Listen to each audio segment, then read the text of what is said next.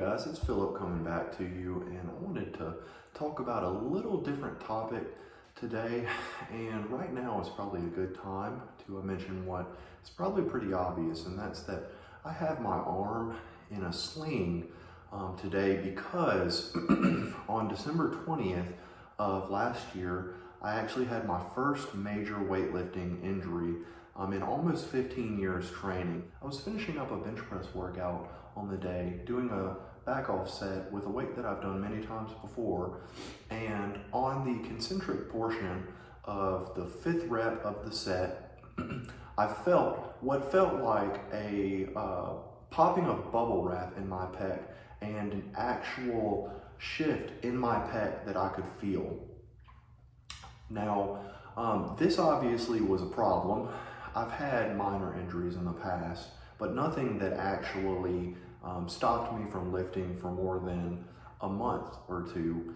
So this was actually my first major injury, and on the day, I didn't think it was actually serious, but the longer I sat there, the more I realized that it was probably not just a pec strain like I've had in the past, and that I should go get it checked out.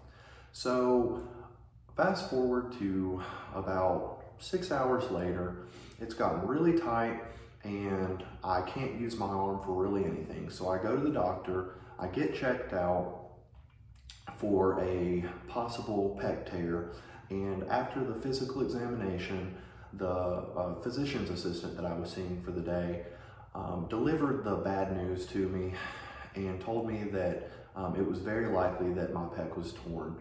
So that was a real gut punch because I've never had a setback that big in my lifting career. And I'm not gonna lie, I cried on the way home. I didn't know how to handle it. I didn't know how to process that. This is what I like to do. This is my stress reliever. And so the thought of not being able to actually do what I wanna do for a prolonged period of time really messed with me mentally. But something that I realized pretty quickly after that is the more time that went on, the less it bothered me and the more perspective I got about the injury. So, spoiler alert, I went and actually saw a surgeon. He did a physical exam as well. It was indeed torn. It was a tear of the tendon of the sternal head of my pec, completely away from my humerus, that required surgery. And so we scheduled surgery, and I won't bore you with all the details. Got it done, was a successful surgery, and here I am about 3.5 weeks later. So what do you do when you have a major injury? What does that look like? How do you pivot until you are able to do what you used to do, or if you might not be able to do it ever again? Well, for me, that looks like working on your weaknesses first and foremost. Now, we all have things that we don't like to do as much in the gym that might help us with our lifting or our performance, but we shy away from those. Well, when you hurt yourself, it might be the perfect opportunity to really work some of those weaknesses. So for me, in my experience, my legs, my squat is not my strongest suit. With this injury, it is giving me a chance to really work on my legs, to really try to put that volume in and grow them so that when I come back, I'm actually a better all-around lifter and athlete than I was. In addition to that, I am not a big cardio doer. I pretty much stay away from it when I am lifting at full capacity.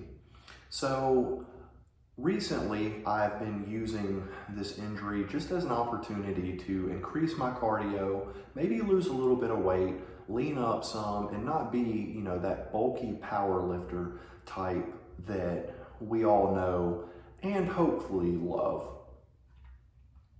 Now, also, what you can do while you're injured is just cheer on your buddies.